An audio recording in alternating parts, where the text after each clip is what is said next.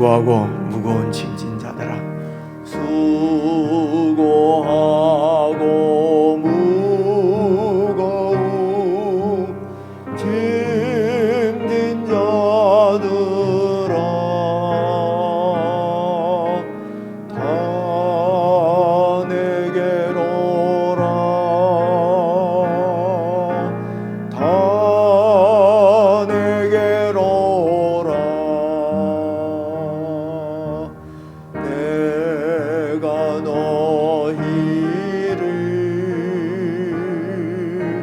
쉬게 하리라. 내가 너희를 쉬게 하리라.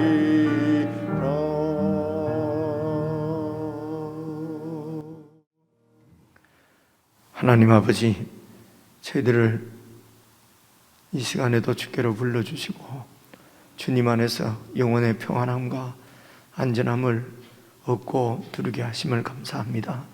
하나님 아버지, 우리를 위하여 피 흘려주신 예수 그리스도의 사랑 안에서 온전히 주님을 믿는 믿음으로 주님 앞에 나와 주님과 깊이 교제하고 주님을 깊이 만나는 은혜의 시간이 되도록 성령 하나님, 이 시간을 주장해 주시고 저희들의 마음과 생각을 지켜 인도해 주시옵소서. 우리를 새롭게 하셔서 늘 주님과 주님 앞에서 주님과 동행하는 삶을 살 수 있도록 이 시간에 하늘의 은혜로 충만케 해주시기를 원하옵고 우리 주 예수님 이름으로 기원드리옵나이다. 아멘.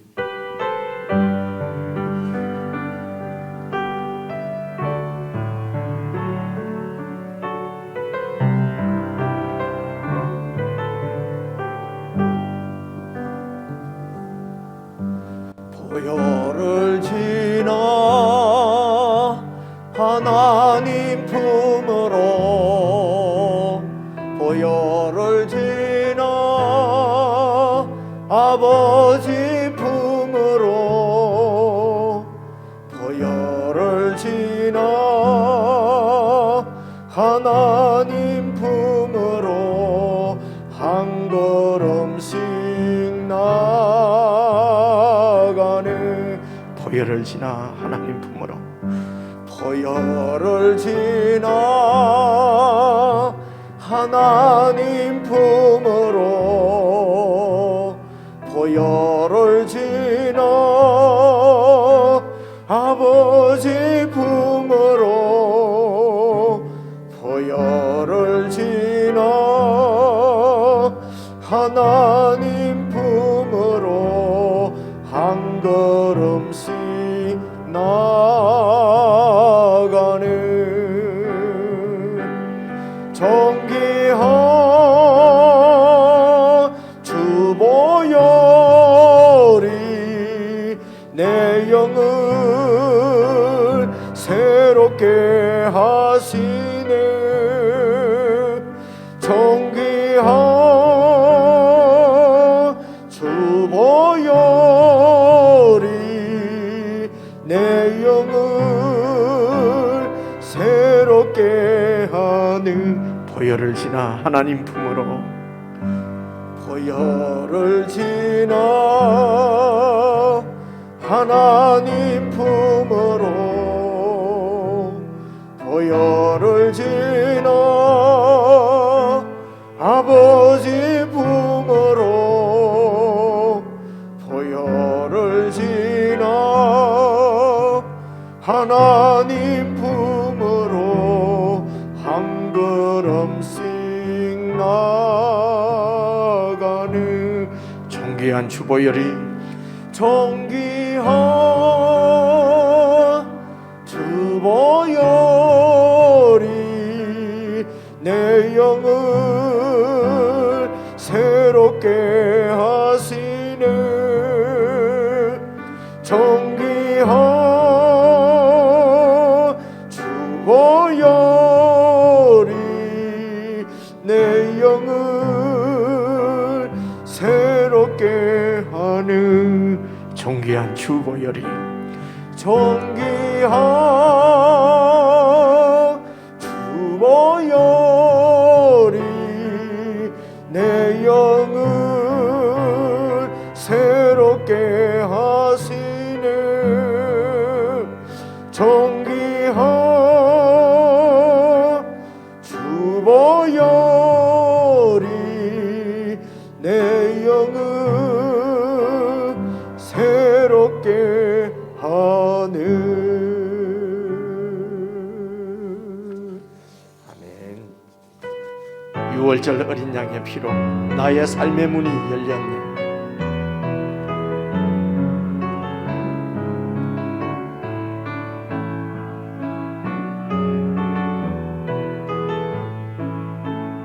유월절 어린 양의 피로 나의 삶의 문이 열렸네.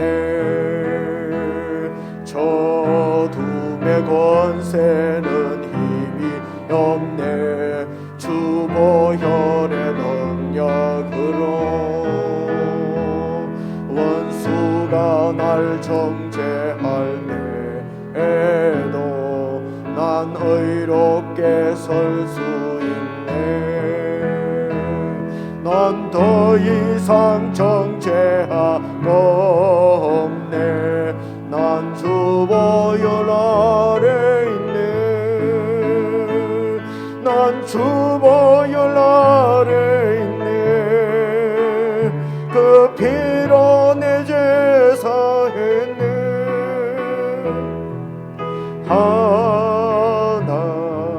하나님의 긍휼 날 거룩해 하시었네. 난 주보혈 아래 있네. 난 원수의 어떠한 공격에도 더 이상 넘어지지 않네. 난 주보혈 아래 있네. 6월절 어린 양의 피로 나의 삶의 문이 열렸네. 저 어둠의 권세는 힘이 없네. 주보혈의 능력으로 원수가 날 정죄할 때에도 난 의롭게 설 수 있네. 난 더 이상 정죄함 없네. 난 주보혈 아래 있네. 난 주보혈 아래 있네. 그 피로 내 죄 씻어있네.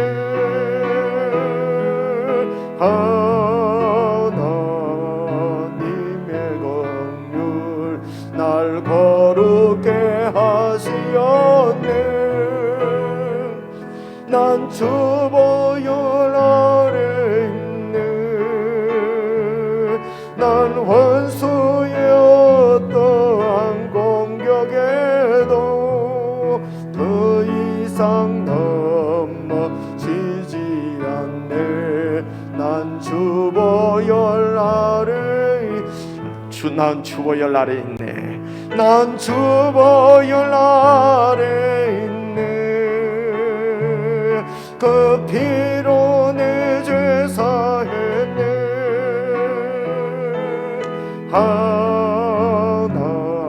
하나님의 긍휼 날 거룩해 하시었네.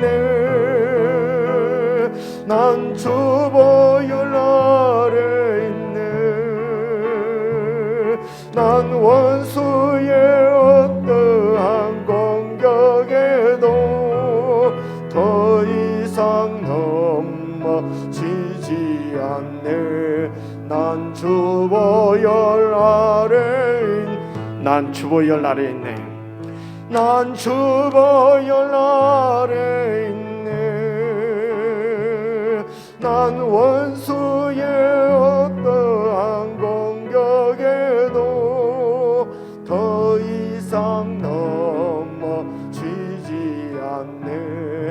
난 주보혈 아래 있네. 아멘. 내 아버지 그 품 안에서 내 영혼은 안전합니다.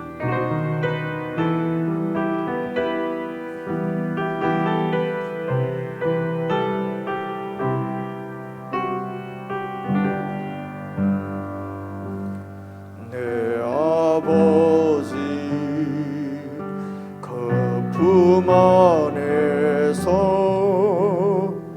내 영혼은 안전합니다. 주 손길로 내 삶을 안으시니 그 평강이 나를 덮습니다. 나 비록 넘어지며 흔들리지만 주 내 안에 거하며 나를 붙드시니 내 생각은 주께로 돌리고 주시는 평강에 옷을 입습니다. 주 약속 안에서 내 영혼 평안을 내 뜻보다 크신 주님의 계획 나실래. 두려움 다 내려놓고 주님만 의지해. 주 안에서 내 영혼 안전합니다. 다시 한번 고백하십시다. 내 아버지, 내 아버지 그 품 안에서 내 영혼은 안전합니다. 주 손길로 내 삶을 안으시니 그 평강이 나를 덮습니다. 나 비록 넘어지며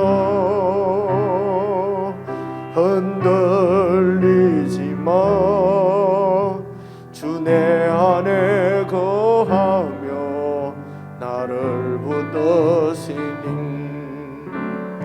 내 생각을 주께로 돌리고 주시는 평강에 옷을 입습니다. 주 약속 안에서 내 영혼 평안을 내 뜻보다 크신 주님의 계획 나실래. 두려움 다 내려놓고 주님만 의지해. 주 안에서 내 영혼 안전합니다.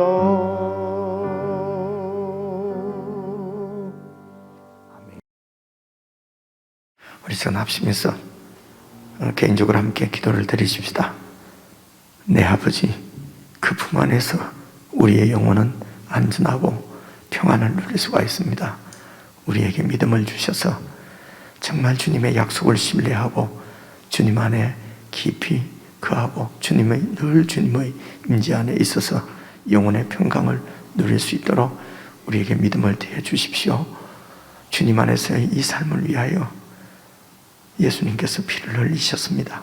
그리스도의 보혈이 세상의 모든 유혹들과 사탄의 모든 참소들로부터 우리를 안전하게 보호해 주시는 주님의 사랑이요 능력인 줄로 믿습니다. 우리에게 이 믿음 주시고 우리의 눈길이 늘 주님을 향하게 하시고 내 뜻은 내려놓고 정말 주님의 뜻을 바라보고 주님의 뜻에 순종하는 저희들이 되게 해주십시오. 그리하여 영혼의 참 만족을 누리며 감사로 살아가는 저희들 되게 해주십시오. 우리 합심해서 함께 기도하겠습니다.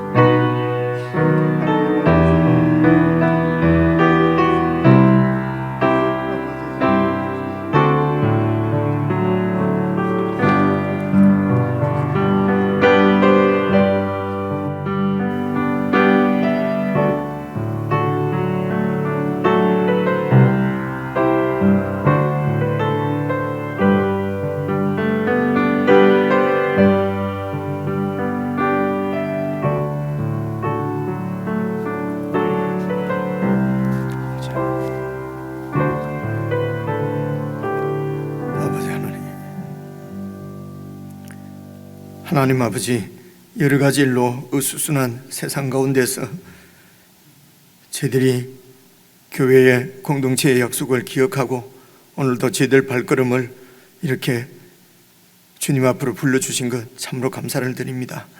하나님 아버지, 참으로 저희들에게 믿음을 더하셔서 우리를 구원하신 예수 그리스도의 은혜 가운데 사랑하는 우리 하나님 아버지의 품 안에서 참으로 영혼의 평안과 안식을 누릴 수 있도록 이 시간 은혜로 채워주시기를 간절히 기도합니다. 아버지 하나님, 참으로 주님의 은혜 가운데 온전히 거하기를 원합니다. 그리하여 세상 일 때문에 우리가 쉬이 분노하거나 우리의 마음이 무너지거나 마음이 상하는 일이 없도록 사랑하는 주님, 우리의 눈길이 늘 주님을 향하게 해 주시옵소서. 그리하여 하나님을 사랑하는 자, 그 뜻대로 부르심을 입은 자들에게는 모든 일이 합력해서 선을 이루고 영적 유익을 이루는 놀라운 주의 약속을 실제로 받아 누리는 믿음의 사람들 다 되게 해 주시옵소서. 아버지 하나님, 원망하거나 불평하거나 화내는 것이 아니라 모든 일에 주의 섭리가 있음을 믿고 감사하고 주님의 뜻을 구하고 주님의 뜻에 순종하는 저희들이 될 수 있도록 도와주시옵소서.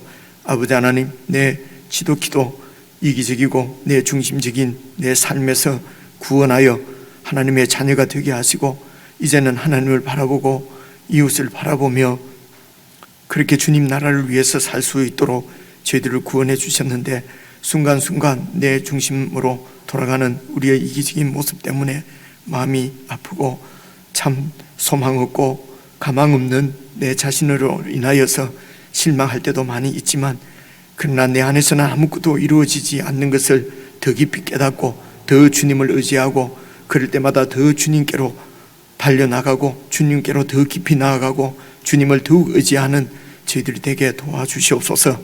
그리하여 세상의 모든 일들을 통하여서 우리의 신앙이 더욱더 굳건히 세워지고 주님을 더 많이 의지하고 의존하는 참 믿음의 사람들이 될 수 있도록 은혜를 베풀어 주시기를 기도합니다.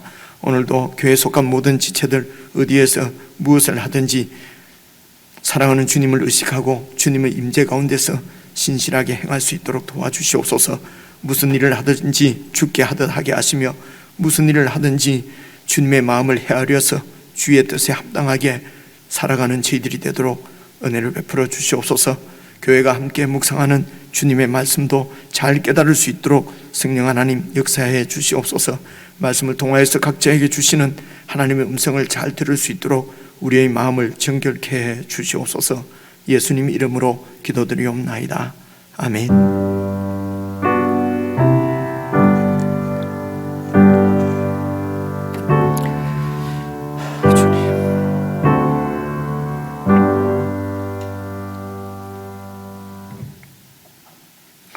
우리 하나님의 말씀은 구약성경 사무엘상입니다. 사무엘상 22장 447페이지, 구약성경 447페이지입니다. 사무엘상 22장 18절부터 23절까지 저와 여러분이 한 말씀씩 나누어서 읽으십시다. 구약성경 447페이지 사무엘상 22장 18절 제가 먼저 읽겠습니다. 왕이 도액에게 이르되 너는 돌아가서 제사장들을 죽이라 하매 에돔 사람 도액이 돌아가서 제사장들을 쳐서 그날에 세마포 에봇 입은 자 85명을 죽였고 제사장들의 성읍 노업의 남녀와 아이들과 젖 먹는 자들과 소와 나귀와 양을 칼로 쳤더라. 아히두의 아들 아히멜렉의 아들 중 하나가 피하였으니 그의 이름은 아비아달이라. 그가 도망하여 다윗에게로 가서 사울이 여호와의 제사장들을 죽인 일을 다윗에게 알림해 다윗이 아비아달에게 이르되 그날에 에돔 사람 도액이 거기 있기로 그가 반드시 사울에게 말할 줄 내가 알았노라. 내 아버지 집의 모든 사람 죽은 것이 나의 탓이로다. 두려워하지 말고 내게 있으라. 내 생명을 찾는 자가 네 생명도 찾는 자니 네가 나와 함께 있으면 안전하리라 하니라. 아멘. 예, 우리 지체들과 인사 한번 나누겠습니다. 대장으로 예, 평안하셨습니까?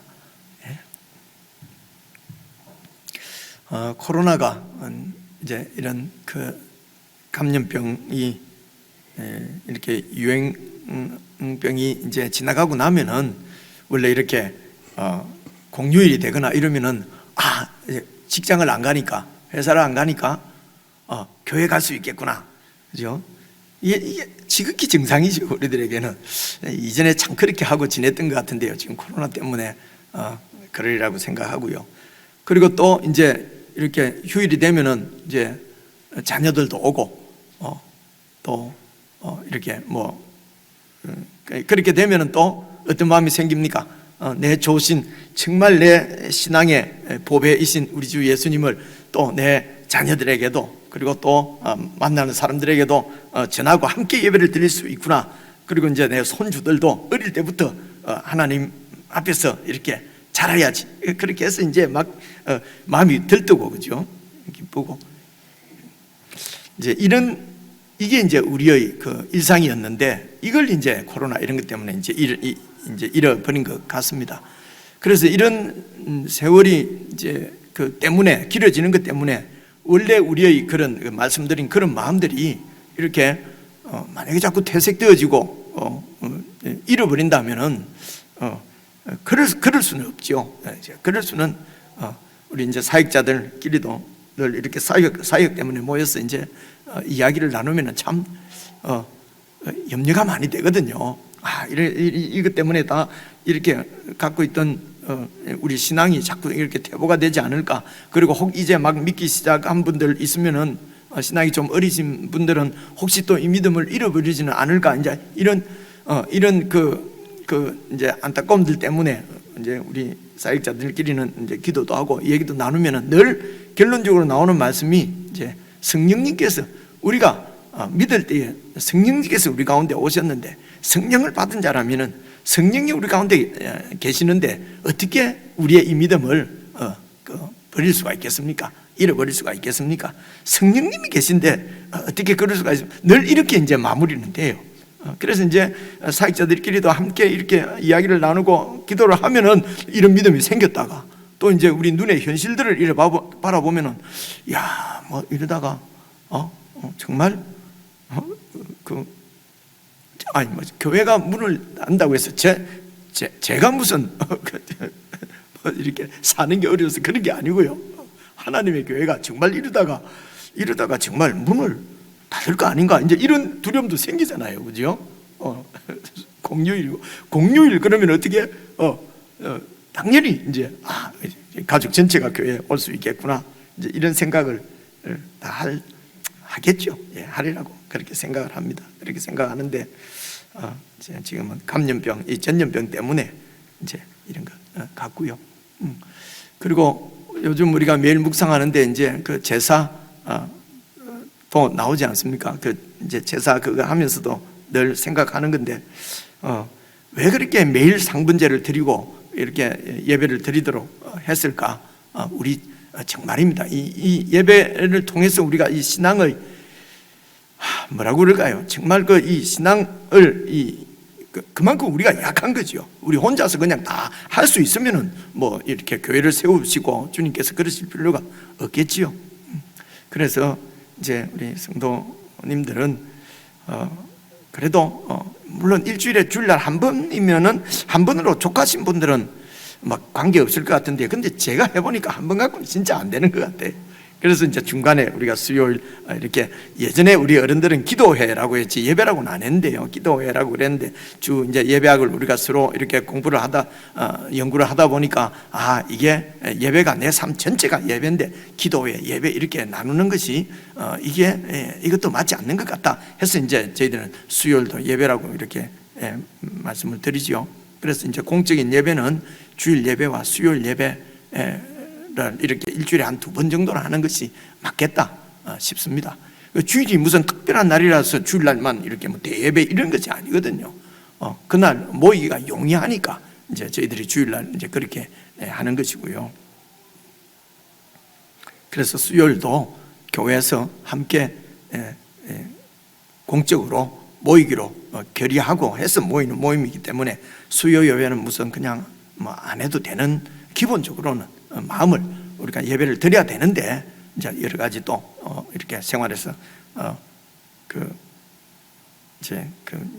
일이 있으면 우리가 못 드릴 수도 있는데, 기본적으로 마음을 뭐 수요일 예배는 아니고 이렇게 마음을 아예 이게 공적인 교회의 공적인 예배인데 마음을 아예 이건 예배가 아니라고 막 이렇게 참석해야 될 이런 마음의 부담도 없이 하는 것은 아무리 생각해도 아닌 것 같습니다. 그래서 이런 기회에 이제 자꾸 이런 말씀을 이제 드리게 되네요. 이제 안타까워서. 그리고 이제 예배 같이 나오신 분은 우리는 뭐 나와서 괜히 이런 소리 듣나 하지 말고요. 이제 목사와 같이, 사역자들과 같이 이제 이런 교인들을 위해서, 교회를 위해서 여러분들이 좀 기도해 주시고 또 좀 권해 주시고, 이렇게 해서 이 예배의 삶을 우리가 잃어버리지 않도록 그렇게 좀 하시면 참 좋을 것 같습니다. 오늘 이제 읽은 말씀도, 오늘은 이제 사무엘상 22장 전체를 볼 텐데요. 그럼 오늘도 18절을 보시면은 왕이 그러지 않습니까? 이 왕이 사울 왕이거든요. 사울 왕이 도액이라고 하는 사람은 에돔 사람입니다. 이제 도액에게 말을 하는데 보십시오. 너는 돌아가서 제사장들을 죽이라 그러지 않습니까? 사울 왕이 제사장을, 여호와 하나님의 제사장들입니다. 제사장들을 죽이라는 거예요. 여러분, 왕이 제사장을 어떻게 죽이라고 이런 일이 있을 수가 있습니까? 그런데 이 에돔 사람 도액이 제사장들을 쳐서 그날에 세마포 에봇 입은 자가 제사장을 얘기하거든요. 세마포 에봇을 입은 자를 85명을 죽였습니다. 여러분, 사울이 여호와 하나님의 제사장을 85명을 죽였어요. 그죠? 이거는 여러분, 이건 정말 충격적인 일이지 않습니까? 여러분 알고 계셨는지 모르겠는데요. 이건 너무도 이거는 있을 수 없는 일이죠. 85명을 죽인 것뿐만 아니라 19절에 보니까요, 제사장들의 성읍, 제사장들이 이제 이렇게 살고 있는 48개 성읍이 있었다고 여러분 이제 우리가 들었지 않습니까? 제사장들이 살고 있는 성읍에 있는 남녀와 아이들과 젖 먹는 자들과 소와 나귀와 양까지도 다 칼로 쳐서 죽였습니다. 그러니까 제사장 한 마을을, 이제 노업이 그곳에 성전도 있고 제사장들이 살고 있는 마을이었거든요. 그 마을을 완전히 이렇게 진멸시켜 버립니다. 누가요? 사울 왕이. 그죠? 이 사울 왕 보십시오. 하나님께서 사울 왕에게 명령했지 않습니까? 저기 아말렉을 완전히 진멸하라. 그죠? 그랬을 때 아말렉을 진멸하는데 아각 왕도 죽이지 않고 포로로 잡아오고, 기억이 나시죠? 그죠? 그리고 아주 좀 좋은 이런 이 소나 막 이런 가축들은 죽이지 않고 다 뽑아놓고 빼놓고, 하나님 명령은 이렇게 아말렉을, 이스라엘의 원수인, 하나님 백성의 원수인 아말렉을 진멸하고 할 때는 그렇게 순종하지 않더니만, 오늘 제사장을 갖다가 제사장 마을을 완전히 진멸해버리는 지금 사울 왕을 볼 수 있습니다. 그래서 이렇게 말씀드리는 것은요, 도대체 어떻게 하나님의 선택을 받은, 하나님이 세운 왕이 도대체 어떻게, 얼마나 이렇게 머리가 돌아버리면은 이렇게 제사장을, 하나님의 제사장을 85명이나 죽이고 그 마을 전체를 이렇게 진멸해 버릴 수 있을까? 여호와의 제사장을 죽인다는 것은 이건 하나님을 대적한다는 것이지 않습니까? 그죠? 여호와 하나님을 섬기는 제사장을 이렇게 죽이는 것은 하나님을 대적합니다. 도대체 사울이 무슨 배짱으로, 도대체 어떻게 됐길래 하나님을 이렇게 대적하고 하나님의 제사장을 죽일 수 있을까? 이런 심각성을 가지고, 이건 아주 놀라운, 이건 도저히 있을 수 없는 일이니까요. 도대체 무엇이 사울로 하여금 이렇게 완전히 미친 사람으로 이렇게 만들었을까? 이것을 생각하면서 사울이 이렇게 제사장들을 죽이게 된 경위를 여러분 이제 22장부터 쭉 경위, 어떻게 해서 사울이 이렇게 제사장을 죽이게 되었을까 하는 것을 여러분 살펴보려고 합니다. 22장 1절 한번 보십시오. 1절 보시면요, 그러므로 다윗이 그곳을 떠나서 아둘람 굴로 도망했다. 이제 이렇게 되는데요. 아둘람 굴로 이제 도망하기 전에는 어디에 있었냐면요. 21장 1절 한번 보십시오. 21장 1절 보시면요. 다윗이 21장입니다. 다윗이 노업에 가서 제사장 아히멜렉에게 이르니 아히멜렉이 떨며 다윗을 영접하여 그에게 이르되 어찌하여 네가 홀로 있고 함께하는 자가 아무도 없느냐. 그래서 이제 다윗이 사울이 죽이려고 하기 때문에, 그죠? 그래서 요나단, 사울의 아들인 요나단과 이제 이렇게 그 언약도 하고 같이 울고 붙잡고 그렇게 이제 헤어졌지 않습니까? 그렇게 해서 간 곳이 노브입니다. 노브에 가니까 그 이제 아히멜렉 그 제사장이 이제 이 다윗에게 떡도 주고, 그죠? 칼도 이렇게 골리앗의 칼도 주고 그렇게 해서 이제 보냈지 않습니까? 그래서 그 떡을 얻기 위해서 다윗이 거짓말을 하지 않습니까? 거짓말을 하고, 그래서 여기서 생각할 것은요, 다윗을 생각을 해보십시오. 다윗은 그냥 신앙을, 다윗은 그 믿음대로 신앙을 지키면서 사는 것 뿐이죠. 하나님을 섬기면서 사는 것 뿐인데요, 이 다윗이 하나님을 그렇게 잘 섬길 수 있었던 것은, 그러니까 여호와 하나님의 그 모든 전쟁은 하나님께 속한 것이고, 그렇죠? 여호와 하나님이 최고의 신이시고, 그래서 하나님에게 대적하는 블레셋은 하나님의 심판을 받아 마땅하고, 그래서 골리앗이 아무리 커도 하나님을 전쟁은 하나님께 속한 것이기 때문에 여호와 하나님의 이름으로 이제 골리앗과 싸워서 이기고, 그렇죠? 하는 이런 다윗의 신앙이 어디에서 왔을까? 여러분 생각해 보십시오. 그냥 어른들로부터 들은 대로 신앙이 생겼고 그 신앙을 지킨 것 뿐입니다. 여러분, 다윗의 아버지가 이새입니다. 이새의 아버지가 오벳이거든요. 오벳의 어머니가 룻이에요. 그래서 여러분, 룻을 생각 한번 해보십시오. 이방 여인인데 이제 그 가나안 땅에 와서 보아스를 만나고, 그리고 보아스와 함께 이렇게 한 가정을 꾸리면서 그 시어머니인 나오미를 섬기면서, 여러분 그 하나님에 대해서 여호와 하나님에 대해서 얼마나 그 은혜를 깊이 누린 사람입니까? 이 룻이 말입니다. 그래서 그 하나님의 이야기가 그 룻의 가정에서는, 여러분 그 주제가 그냥 삶 전체가 하나님의 은혜였을 것입니다. 그런 은혜의 이야기를 그 아들 오벳이 들었지요. 그 오벳의 아들인 이새가 들었지요. 이새도 아들들에게 그런 여호와 하나님에 대한 신앙을 이 조상들로부터 듣는 것입니다. 그러면 오늘 기억할 것은요, 그때도 이런 성경은, 우리가 들고 있는 성경은, 이런 성경은 그 당시에는 없었지요. 그렇지 않습니까? 그죠? 한 사람이 다 볼 수 있도록 각자 집에 한 권씩 있는 이렇게 되어 있지는 않고요. 다 이제 집안의 어른들로부터, 아버지로부터 하나님에 대해서 다 전수를 다 이렇게 듣는 것이죠. 그래서 그 다윗의 형제가 그래서 그 부모님으로부터 잘 듣는다고 해서 모든 사람이 다 잘 믿는 건 아닌 것 같아요. 왜냐하면 다윗의 형님들도 그런 얘기는 다 들었을 거 아닙니까? 그래서 이렇게 들은 이야기를, 하나님에 대한 들은 이야기를 이렇게 믿기가 힘든데, 다윗이 이렇게 우리가 이렇게 믿을 수 있다는 것은 이것도 은혜란 말입니다. 그죠? 이런 것도 은혜인 것 같아요. 그래서 다윗은 들은 대로 이렇게 그냥 믿고 신앙생활 했을 뿐이죠. 그렇게 신앙생활을 했는데 사무엘로부터 이제 이렇게 기름 부음을 받습니다. 하나님께서 그 다윗을 선택을 한 것이죠. 이 나라의 왕으로, 이스라엘의 왕으로. 여러분, 이스라엘의 왕이라고 하는 것은 이스라엘의 주인이 되는 것이 아닙니다. 이스라엘의 주인은 하나님입니다. 그렇죠? 여러분, 제가 설교할 때마다 말씀드리는데 이스라엘의 주인은 하나님입니다. 그래서 그 이스라엘 백성들을 섬기는 목동으로 이렇게 먹이는 목동으로 이제 그 왕을 세우는 것입니다. 그래서 이 왕으로 다윗이 선택을 받았습니다. 이 왕으로 선택을 받고 나서부터 이 다윗의 삶은 고난의 연속입니다. 지금 이 말씀 드리려고 하는 거예요. 다윗이 뭐 잘못한 것도 없고, 다윗은 그냥 자기 믿음대로 살은 것입니다.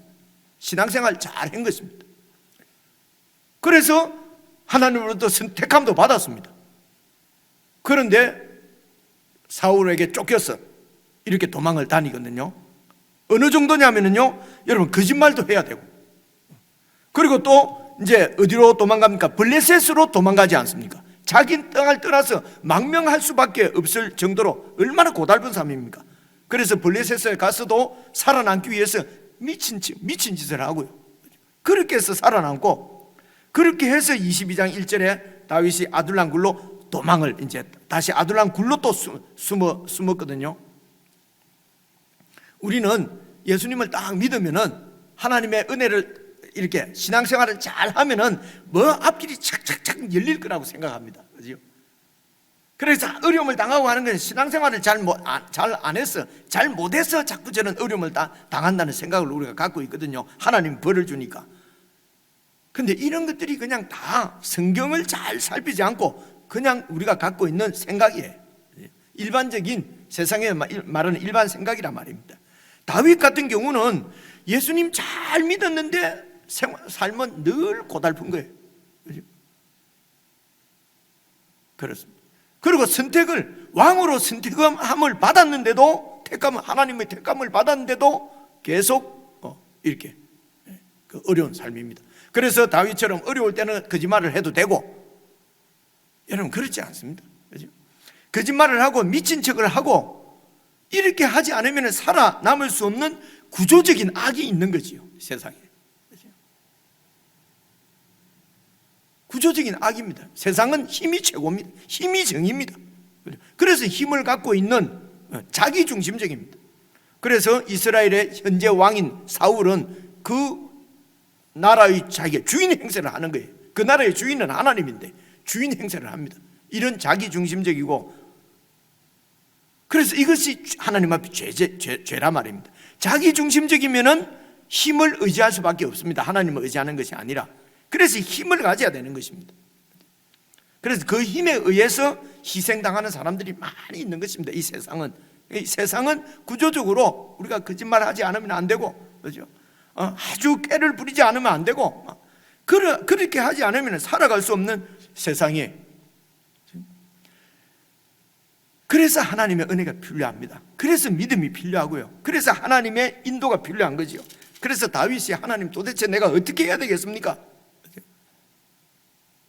이제 그런 하나님의 인도를 기다리고 있고, 하나님께서 인도하셔서 이제 유다 땅으로 들어가고 하는 이야기를 지난 수요일에 잠시 살펴봤는데요. 그래서 신앙인이라고 해서 이렇게 꽃길이 열리고 길이 형통해지고 하는 건 아니라는 말씀을 드리고요. 그렇지만은 이 신앙인은, 진실하게 하나님을 믿는 이런 신앙인은, 여러분 오늘 22장 1절 봐보십시오. 다윗이 그곳을 떠나서, 이제 하나님이 어쨌든 그렇게 여러분 사울의 다윗을 죽이려고 하는 사울의 아들, 딸들도 다 지금 다윗을 도와주잖아요. 그죠? 그리고 사무엘도 도와주고, 성령님도 도와주고, 아히멜렉이라고 하는 이런 제사장도 도와주고, 그리고 가드 왕에게서부터 또 살아남을 수 있었던 것은 하나님의 은혜지요. 그죠? 그렇게 해서 도망을 해서 아둘람 굴로, 1절 보십시오. 22장, 다윗이 그것을 떠나 아둘람 굴로 도망하며 그의 형제와 아버지의 온 집이, 가족들이 듣고 아둘람 굴로 내려온 거예요. 왜 그렇겠습니까?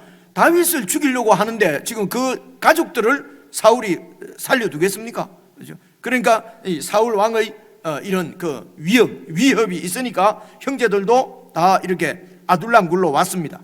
그리고 2절을 보십시오. 환난당한 모든 자, 빚진 모든 자, 마음이 원통한 자, 이 사람들이 다 아둘람 굴로 다윗에게로 모였어요. 그래서 다윗이 그들의 우두머리가 되었는데 그와 함께 한 자가 한 400명 정도 됐다는 것입니다. 그러니까 이 400명, 이 사람들은요, 사울의 통치하에서 살 수 없는 사람들입니다. 그죠? 힘이 없는 사람들이에요. 하층민들이에요. 그래서 환난도 당하고 빚도 지고 마음에 억울함이 있고 원통함이 있고, 이런 자들이 이제 다윗의 이야기를 듣고 다윗에게로 모였단 말입니다. 그래서 자세한 내용은 나오지 않고 다윗이 그냥 도망 다니는 이야기만 나오지만은, 도망을 다니면서 다윗이 도망을 다니는 것도 여러분 신앙으로 믿음으로 다녔을 거 아닙니까? 그죠? 그래서 이제 그런 모든 믿음의 사람인 다윗의 하나님을 의지하는 다윗에게로 이제 많은 사람들이 이렇게 모였지요. 근데 이 모여든 사람들이 사실은 다 군대로 치면 오합지졸이지 않겠습니까? 어떤 그 사회에서 힘이 있고 뭐 번듯한 무슨 직장이 있고 뭐 번듯한 무슨 어떤 이런 어떤 그 세력을 갖춘 살아가는 사람들이 아니라 다 그냥 이런 오합지졸들이 여러분 다윗에게로 모였는데 이 400명들이 말입니다. 다윗 왕국의 아주 그 용사들입니다. 이 사람들이 뒤에 다 용사가 돼요. 다윗 왕국의 군대에 아주 그 요직 다윗 왕국을 세워가는데 아주 중요한 역할을 하는 사람들이 여기 아둘람굴에 모인 사람들이거든요. 그래서 다윗의 아둘람굴, 어쩌면은 이 세상에서 정말 소망 없는 것을 깨닫고 이 세상에서 아무런 내 지분이 없는 것을 알고, 그리고 예수님께서 십자가를 지시고 만들어 놓은 그 아둘람굴로 우리가 피하는 거지요. 그래서 예수님께로 피하고, 이런 오합지졸들도 다윗이 용사로 만드는 다윗 왕국을 세우는 사람이거든요. 그리고 우리 같은 사람들도 예수님께서 이렇게 불러 모아서 그렇게 해서 하나님 나라의 예수 그리스도의 왕국의 초석들로 우리를 삼으시지 않습니까?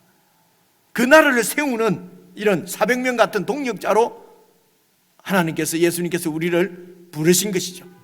그래서 우리가 피할 곳은 아둘람굴이고 아둘람굴에 계신 예수 그리스도께로 우리가 피하면은, 오늘 다윗이 나와 함께 있으면 안전하리라 한 것처럼 예수님과 함께 있으면은 이런 구조적으로 이런 죄악이 판치는 이런 세상 가운데서 안전함을 이제 얻을 수 있는 것이 바로 이 다윗의 아둘람굴이라 말입니다. 그래서 우리들도 이 땅에서 이제 이렇게 예수 믿고 살아가는 사람들은 사실은 결국은 하나님께서 우리를 통해서 그릇을 크게 하셔서 만드는 것이 다윗의 아둘람굴처럼 우리가 그런 아둘람굴이 되어서 좀 마음이 상하고 어렵고 원통하고 이 세상 가운데서 정말 이렇게 비친 자들, 마음 상한 자들이 우리를 통해서 이런 아둘람굴의 이런 그 평안을 좀 누릴 수 있으면 얼마나 좋겠습니까? 그래서 저와 여러분도 예수를 믿으면 뭐가 일이 척척척척 잘 된다, 이런 생각을 하시지 마시고요. 예수님을 믿는 신앙생활은 이런 내가 아둘람굴이 되어서 정말 나에게 와서 한 영혼이라도 이렇게 피하고 안심을 하고 도움을 얻고, 그런 아둘람굴의 역할, 다윗의 역할을 예수님께서 우리에게 맡기신 것이죠. 그래서 신약 성경에는 뭐 대사라고도 얘기하고 우리를 보고 그리스도의 향기라고 얘기도 하고, 그죠? 예수님의 편지, 그리스도의 편지라고 얘기하기도 하고 이제 그렇게 말씀하는 것입니다. 그래서 이제 400명이 모였습니다. 3절부터는요, 지난 수요일 날 살펴봤습니다. 그래서 이제 이렇게 도망을 다니려고 하니까 400명이 이제 같이 도망을 다니는데요. 그래서 이제 부모님은 이제 그 모압 왕에게 이제 이렇게 좀 부탁을 하고, 그리고 이제 제사장 갓이 와서 보십시오. 5절 보시면요, 제사장이 아니고 선지자 갓이 다윗에게 이르되 너는 이 요새에 있지 말고 떠나서 유다 땅으로 들어가라. 유다 땅에 들어가면은 사울이 죽이려고 하기 때문에 지금 들어갈 수가 없는데 이제 하나님께서 인도하시는 거죠. 들어가라. 그래서 이제 다윗이 떠나서 헤렛 수풀에 들어갑니다. 그래서 이제 유다 땅으로 들어갈 때는 혼자가 아니고 400명의 용사와 함께 들어가는 거지요. 그렇죠? 400명 용사와 함께 들어갔습니다. 이때에 이제 6절 보십시오. 사울입니다. 사울이 다윗과 그와 함께 있는 사람들이 나타났다 함을 들으니라. 다윗과 그와 함께한 그 400명이 나타났다는 얘기를 들었단 말입니다. 그러니까 그때에 사울이 기브아 높은 곳에서 손에 단창을 들고 에셀 나무 아래에 앉았고 모든 신하들은 그의 곁에 쭉 서 있다는 것입니다. 그래서 그 손에 단창을 들고 있다는 것입니다. 손에 단창을 들고 있는 것은 그 왕의 위엄을 나타내는 표시일 수도 있습니다. 그런데 그 단창을 들고 있다는 것은 사실은 사울의 그 초조함이지요. 그죠? 실제적으로 왕은 지금 권세를 갖고 있는 왕은 사울이고 다윗은 도망자인데요, 그죠? 도망자인 다윗은 그냥 하나님의 인도를 받아서 이렇게 유다 땅으로 지금 들어왔고 400명과 함께, 그죠? 그냥 모여드는 사람들이죠. 그런데 이 실제적으로 왕의 권세를 가지고 있는 사울은 두려워서 단창을 들고 있는 것입니다. 그래서 보시면 여기서 생각할 수 있는 것은 이 하나님의 나라를 하나님이 주인인데 자기가 주인인 것처럼 하면은 자기가 지켜야 되잖아요. 이 스트레스는 이루 말로 할 수가 없습니다. 그렇죠? 그래서 단창을 들고, 그리고 신하들 보고 하는 말을 들어보십시오. 7절, 사울이 곁에 선 신하들에게 이르되 너희 베냐민 사람들아. 이 사울이 베냐민 지파거든요. 그러니까 신하들도 전부 자기 측근들로 다 베냐민 사람들로만 이제 이렇게 구성이 되어 있는 모양입니다. 그죠? 주류가. 그래서 베냐민 사람들아 들으라. 이새의 아들이 너희에게 각기 밭과 포도원을 주며 너희를 천부장 백부장을 삼겠느냐? 그죠? 그러니까 사울은 지금 이 천부장 백부장에게 다 이렇게 이제 그 포도원도 주고, 그죠? 밭도 주고, 그렇게 해서 신하로 부리려고 하니까, 내 신하로 되게 하려고 하니까 녹을 다 줘야 되지 않습니까? 그죠? 그래서 다윗이 왕이 되면은 너희가 이런 그 권세를 누릴 수 있는 줄 아느냐? 내가 왕이니까 너희들이, 베냐민 집안 너희들이 지금 이런 권세를 지금 누리고 있는데, 만약에 다윗이 왕이 돼봐 너희들은 다 낙동강 오리알이야. 그죠? 이 뜻이잖아요. 그죠? 다윗이 이새의 아들인 다윗이 왕이 되면은 너희들에게 포도원을 주고 밭도 주고 천부장 백부장 이런 권세를 주겠느냐? 그런데도 8절, 너희가 다 공모하여 나를 대적하고 내 아들 요나단이 이새의 아들 다윗과 맹약하였는데도 내게 고발하는 자가 하나도 없고, 내 아들이 나를 이렇게 다윗하고 이렇게 이 맹약을 맺어서 나를 대항하는 것을 너희들이 나한테 알려주지도 않고, 그게 얼마나 이전부터 한 일인데도 너희들이 나한테 이렇게, 그러니까 나한테 충성을 다하지 않는다는 거지요, 지금 너희들이.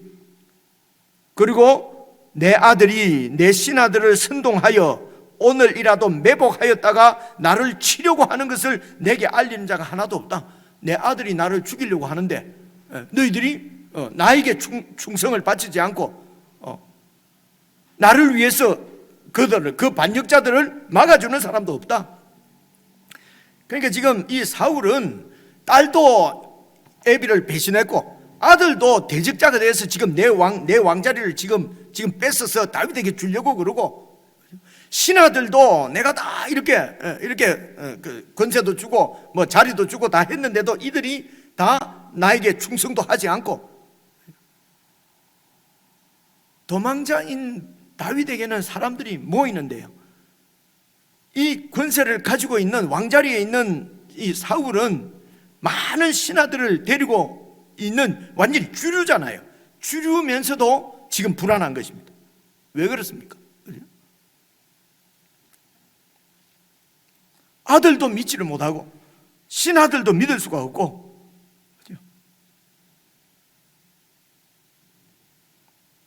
예, 내가 주인이 되면 이렇게 된단 말입니다. 내가 주인이 되면.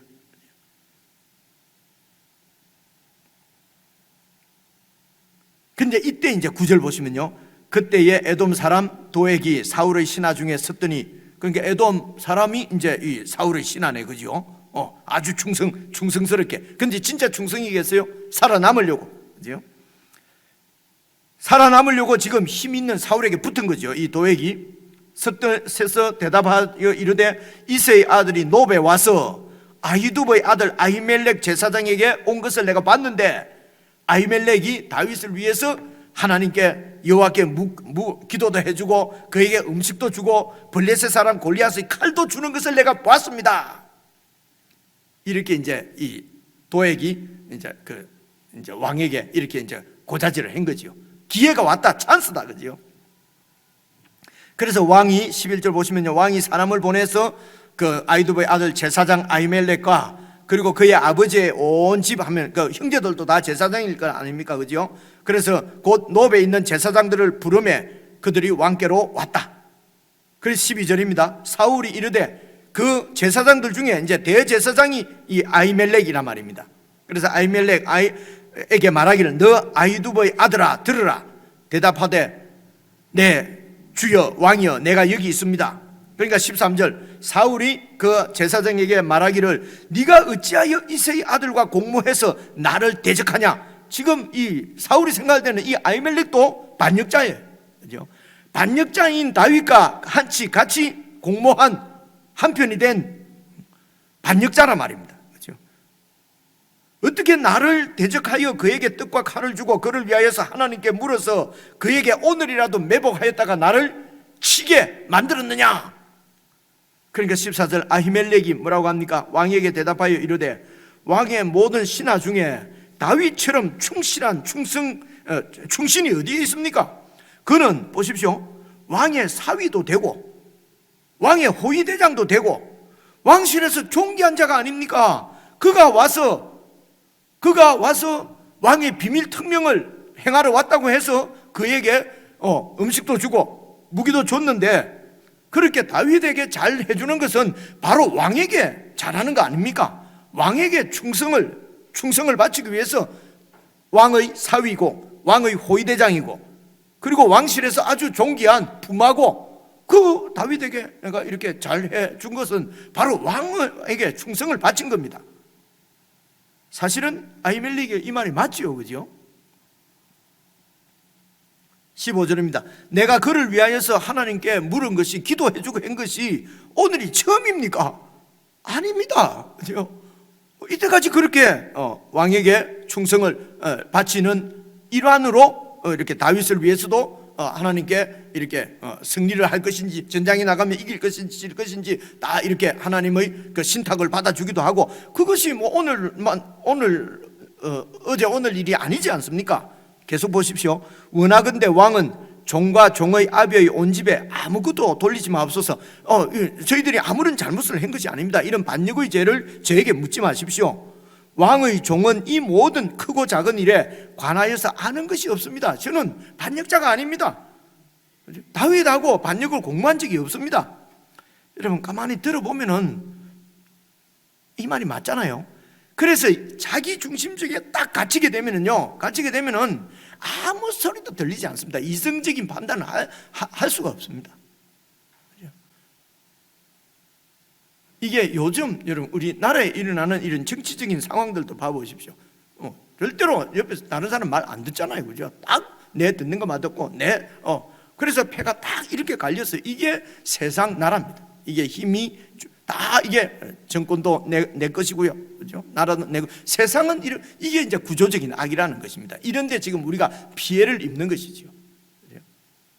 자기 중심적인 그래서 힘이 완전 이게 최고가 된 힘을 숭상하는 세상 가운데서 다윗은 하나님의 사람들은 여러분 이렇게 피해를 당합니다. 이럴 때에 뭐 원망하거나 무슨 속이 상하거나 마음 상할 필요 없습니다. 아둘람굴로 피하면 되는 것입니다. 그죠? 아둘람굴로 피해서 그래서 또 하나님께서 유다로 가라 하면 유다로 가면 되고요. 그죠? 그럴 때에 이 사울은 그러면은 그런 권세를 가지고 힘을 가지고 아주 평안하게 살고 있느냐? 그렇지 않습니다. 힘을 가진 자는요 또 더 큰 힘에 의해서 당할까봐 이 힘을 내 자리를 지키기 위해서요 얼마나 초조하고 힘든지 모릅니다. 그런 1등들이 다 머리가 돈다고 그러잖아요. 그 1등을 지키기 위해서 우울증 걸리고 무슨 마약하고 이런 경우도 우리가 신문에서 많이 보지 않습니까? 그죠? 1등을 지키려고 말입니다. 그래서 하나님 나라 안에서는 1등이든 없는 거예요. 여러분 왜 없는지 아시겠습니까? 그게 천국이에요. 그죠? 경쟁이 없으면 나라가 퇴보하고 세상 나라는 경쟁하지 않으면 퇴보합니다. 그러니까 죽으라고 경쟁하는 거죠. 하나님 나라는요 퇴보 안 합니다. 주인이 하나님이십니다. 하나님이 모든 것을 책임지시기 때문에요. 그냥 내 영혼 평안하게 하나님께 맡기고 그래 하나님이 하라는 일을 하면 되는 것입니다. 다윗이 노란 거 아니잖아요. 다 전쟁했잖아요. 그죠? 영적 전쟁입니다. 내 속에 있는 사울을 몰아내는 것이 영적 전쟁입니다. 내 속에 있는 사울을 완전히 몰아내면 영적으로 성숙한다 그러는 것입니다. 그죠? 내 속에 있는 사울을 완전히 죽이고 무릎 꿇리면은 아주 영적으로 큰 진보를 이루게 되는 것입니다. 그래서 이 사울 왕이 이 아히멜렉 제사장의 말을 듣지 않습니다. 17절 봐보십시오. 16절 왕이 이르되 아히멜렉아 네가 반드시 죽을 것이요. 사울 생각에는 아히멜렉도 완전히 반역자입니다. 반역자가 아닌데 네가 왜 음식을 주고 칼을 주고 왜 그랬냐는 것입니다. 아히멜렉이 몰랐잖아요. 그래서 다윗이 사실은 거짓말을 한 것 때문에 그런 거지요. 그래서 우리가 정말 이 세상을 믿음으로 정말 산다고 했는데도 나 때문에 다른 사람이 피해를 입을 수가 있습니다. 그래서 늘 겸손하게 자신을 잘 살펴봐야 됩니다. 나는 믿음으로 산다고 정말 하나님 앞에 이렇게 살았는데 나는 잘못한 게 없는 것 같은데 그러나 나 때문에 피해 당하는 사람들이 있단 말입니다. 지금 아히멜렉 같은 경우는 다윗 때문에 지금 그 집안이 완전히 여러분 이런 정말 싹쓸이 돼버리잖아요. 그죠? 완전히 진면 85명이 한날에 죽었으니까 이게 얼마나 뭐라고 말로 할 수 없는 사건이잖아요. 그죠? 그래서 우리는 막 이렇게 그냥 내가 옳은 것처럼 우리가 주장하고 이래 할 수가 없는 것입니다. 주장할 수 있는 분은 하나님 뿐이시고요. 주권을 가지고 하시는 분도 하나님 뿐이시고요. 그래서 우리는 정말 하나님 주님의 말씀대로 가시 전해주는 여호와 하나님의 말씀에 순종해서 그냥 살아가는 것이 그것이 믿음의 길입니다. 그게 예수 믿는 사람들이 살아가는 방법이지요. 17절 보십시오. 왕이 좌우의 호위병에게 이르되 돌아가서 여호와의 제사장들을 죽여라. 이 반역자들이다. 그들도 다윗과 협력했고 또 그들이 다윗이 도망한 것을 알고도 내게 신고하지 않았다 이거지. 그러면은 불고지죄다. 그래서 그렇게 말하지만은 왕의 신하들이 손을 들어서 여호와의 제사장들을 죽이기를 싫어하는 겁니다. 여호와의 제사장들을 못 죽이는 거죠, 이 신하들이. 그러니까 왕이 도액에게 죽여라 그러는 겁니다. 도액은 이스라엘 백성이 이스라엘 민족이 아니니까요. 에돔 민족이니까 기회는 왔다. 그래서 제사장들 죽이는데 죄책감이 없는 것입니다. 두려움이 없는 거죠. 왕의 명령을 받아서 완전히 제사장들을 죽였는데, 그런데 그 노업에 있는 젖먹이들 무슨 남녀노소 다 죽이지 않습니까? 그죠? 제사장들을 죽이라 그랬는데, 그래서 도액은 이게 세상 이 사탄입니다. 그죠? 기회가 왔을 때 완전히 젖먹이까지도 원수라고 생각하는 거죠. 다 죽이는 거죠. 이제 이렇게 죽이는 가운데 아히멜렉 제사장의 아들 하나가 살아남았습니다. 그게 아비아달입니다. 20절 보십시오. 아히두의 아들 아히멜렉의 아들 중 하나가 피하였으니 그의 이름은 아비아달이라. 그가 도망하여 다윗에게 가서 사울이 여호와의 제사장들을 죽인 일을 다윗에게 다 알림해 다윗이 아비아달에게 이르되 그날에 에돔 사람 도액이 거기에 있는 것을 내가 봤다. 그래서 그가 반드시 사울에게 내가 말할 줄을 내가 알았노라. 네 아버지 집의 모든 사람 죽은 것이 내 탓이다. 다윗이 지금 이 도액이 사울에게 신고할 줄은 알았지만은 그 얘기를 듣고 사울이 제사장을 완전히 다 죽이리라고는 생각을 못했지요. 사울이 자기를 죽이려고 하는 거지. 아니 나를 좀 도와줬다고 해서 제사장들을 죽일 거라고는 다윗이 생각을 못했습니다. 만약에 그런 생각을 했다면은 다윗이 그렇게 굶어 죽더라도 그래 안 했을 가능성이 많지요. 그죠? 근데 그래서 우리가 이 죄라고 하는 것은요, 악이라고 하는 것은 우리가 생각한 것보다도 훨씬 더 치명적입니다. 우리는 그럴 수 있지 않냐 하는데요, 죄는 훨씬 더 치명적입니다. 그죠? 그 죄의 근원이 하나님부터 독립해서 내 중심적으로 내가 여러분, 그래서 이 다른 표현을 어떻게 할 수가 없네요, 그죠? 내가 중심이 되는 것입니다. 내가 주인이 되는 것입니다. 그죠? 이것이 여러분 죄의 근입니다. 이것이 다 그렇게 사는 거 아닌가 해도요, 이게 얼마나 치명적인 이런 이 결과, 나쁜 결과를 낳는지 우리가 이런 말씀을 통해서 알 수가 있습니다.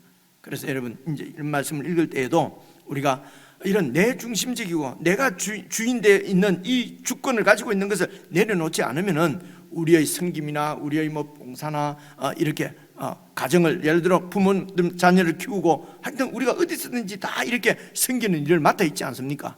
이런 맡아 있는 일들을 정말 하나님의 뜻대로 잘 감당할 수가 없습니다. 그래서 이렇게 잘 감당할 수 있도록 하나님께서 다윗을 이렇게 해서 왕이 되는데요, 왕으로 기름 부음을 받고 왕 되는데 13년 걸립니다. 그죠? 나중에 우리가 계산해 보겠는데요, 우리는 왕 딱 이렇게 이 기름 부음을 받으면 그 다음날부터 바로 왕이 되면 얼마나 좋겠습니까? 그죠? 근데 다윗은 13년 동안 이런 고난의 세월을 보냅니다. 그러고 왕이 되거든요. 자기 중심적인 것, 이런 자기가 주인 되는 것, 이런 것들을 다 내려놓고 그렇게 해서 이제 정말 훌륭한 하나님의 사람은 자기가 없는 것이 훌륭한 사람입니다. 그죠? 근데 교회에서도 막 목사가 카리스마 있고 완전히 막 이러는 그 훌륭한 목사님이다 하는, 자꾸 거꾸로 이야기를 한다는 거지. 거꾸로. 그죠? 세상 나라하고 이게 구분이 안 되니까 자꾸 거꾸로 얘기하는 거거든요. 그래서 하나님 나라에서 아주 훌륭한 사람은 자기가 없어야 합니다. 그죠? 세상에서는 자기가 없이 이러면 뭐라고 그럽니까? 바보라고 그러고 천치라고 그러잖아요. 그죠? 그래서 이제 이 사이에서 이제 우리가 늘, 그죠? 그런 바보 천치한테는 나도 내 딸 주기가 좀 그렇거든요. 내 딸 고생할 것 같잖아요. 이제 이런 현실과 이 영적인 실제와 우리의 현실과 너무 차이가 나는 거죠. 이제 이런 것을 좁혀가는 것이 사실은 신앙이죠. 신앙의 성숙이죠. 여러분 그렇지 않습니까? 그죠? 이게 신앙의 성숙이다. 그래서 이제 아비아들에게 내 탓이다. 23절 두려워하지 말고 내게 있으라. 내 생명을 찾는 자가 네 생명도 찾는 자니 네가 나와 함께 있으면 내가 너를 보호하겠다. 그래서 이 아비아달이 이제 다윗 왕국의 평생 제사장으로서 다윗과 함께 하나님 나라를 섬기게 됩니다. 이 아비아달이요. 그죠? 그렇습니다. 예.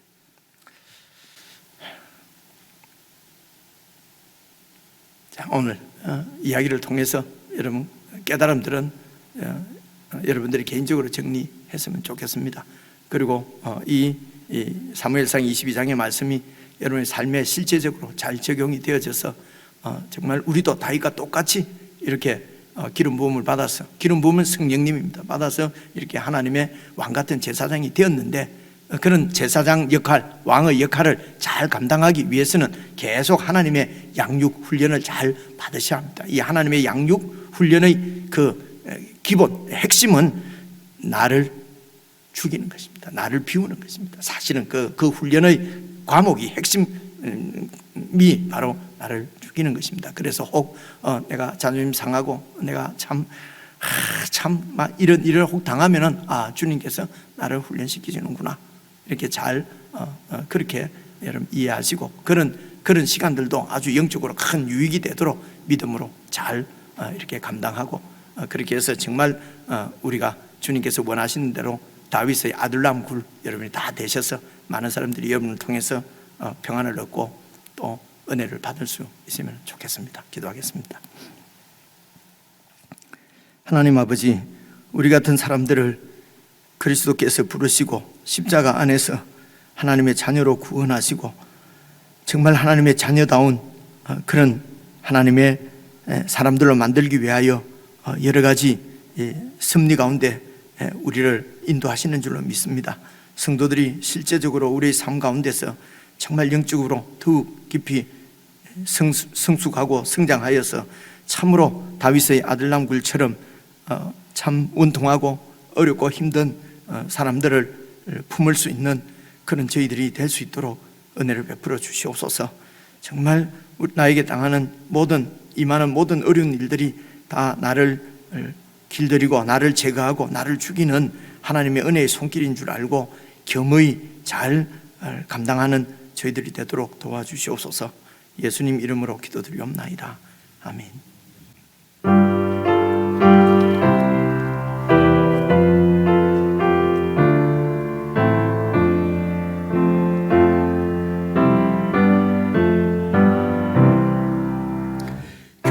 후손이 주를 섬길 때 괴로운 일이 많으나 구주여 내게 힘주사 잘 감당하게 하소서. 인자한 말을 가지고 사람을 감화시키며 갈 길을 잃은 무리를 잘 인도하게 하소서. 구주의 귀한 인내를 깨달아 알게 하시고 굳건한 믿음 주셔서 늘 승리하게 하소서. 장래의 영광 비추사 소망이 되게 하시며 구주와 함께 살면서 참 평강 얻게 하소서.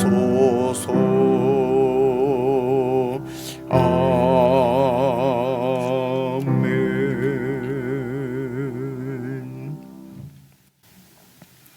하늘에 계신 우리 아버지여, 이름이 거룩히 여김을 받으시오며 나라의 임하옵시며 뜻이 하늘에서 이룬 것 같이 땅에서도 이루어지이다. 오늘날 우리에게 일용할 양식을 주옵시고 우리가 우리에게 죄 지은 자를 사하여 준 것 같이 우리의 죄를 사하여 주옵시고 우리를 시험에 들게 하지 마옵시고 다만 악에서 구하옵소서. 대개 나라와 군세와 영광이 아버지께 영원히 있사옵나이다. 아멘.